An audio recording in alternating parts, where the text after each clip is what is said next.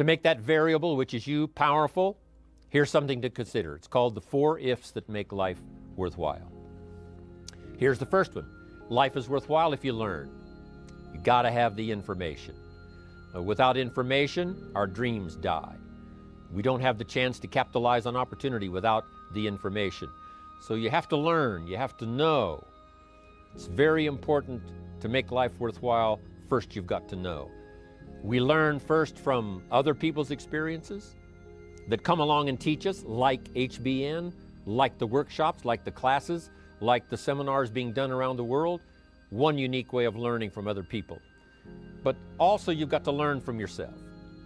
You know, if you've had a poor week, just sit down and go over that week and say, what mistakes did I make?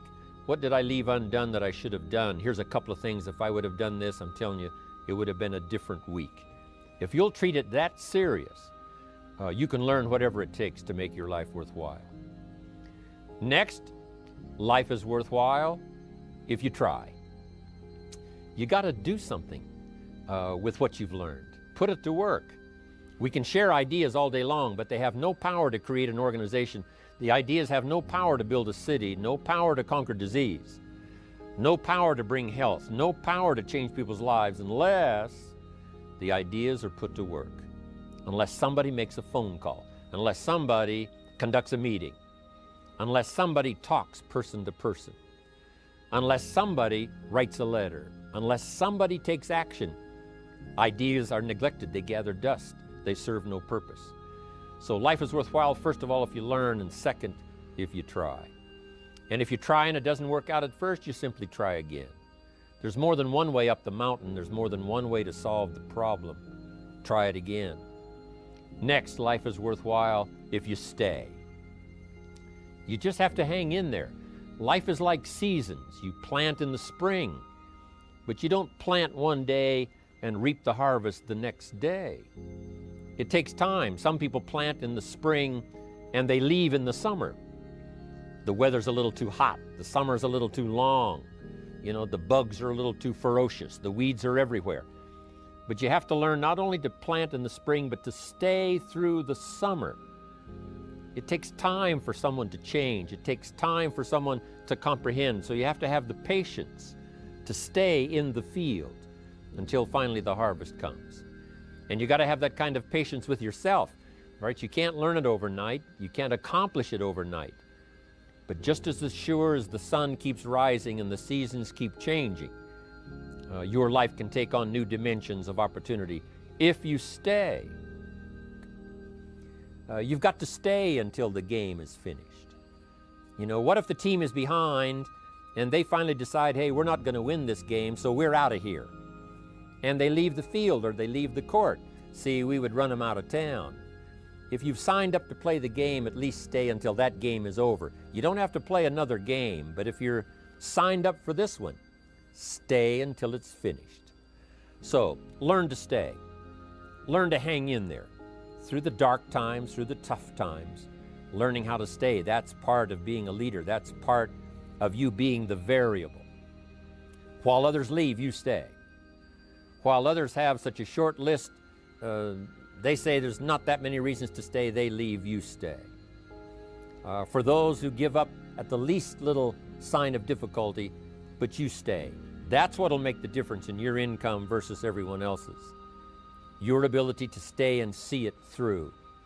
Stay until your organization catches momentum. Stay until you've mastered the skill of doing the meetings, doing the training. Stay long enough until you're good at sharing opportunities, sharing story, sharing testimonials, helping other people change their lives. Just hang in there.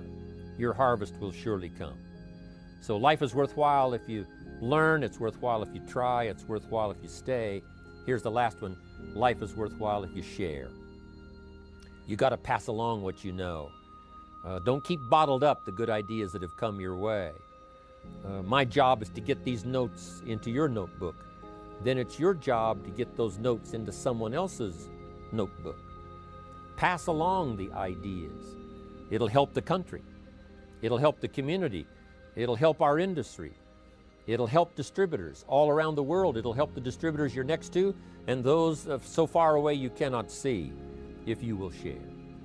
Unique thing about sharing. If you share, you create room for more to replace what you've shared. If a glass is full, if this cup is full, can you put any more in it? And the answer is yes, if you pour some out. So if you pour some out, now you've got room to expect some more. So if you share what you've got, that attitude of sharing, that attitude of passing it along, there's plenty more where it came from for you to share. But if you start sharing, by some miracle process, life opens up the windows, opens up the channels, and you'll start receiving even more if you share what you've got. That's why I'm here, for a self-interest reason, because if I share, sure enough, more ideas will flow. If I share with you what I've got, sure enough, I'll open up a place in my consciousness and in my life for more to be poured out upon my life. And so that's why I want to share. Yes, I do wish to help you. Yes, I do wish to lend a hand. I wish to inspire you. I wish to give you ideas that you can at least check them out and see if they might not work for you. But that's not the only reason. It's a self-interest reason, because it says if you give, it isn't gone. If you give, it's invested. And sure enough, from sometimes strange sources, it comes back to you in ways that you never thought of if you develop this idea of sharing.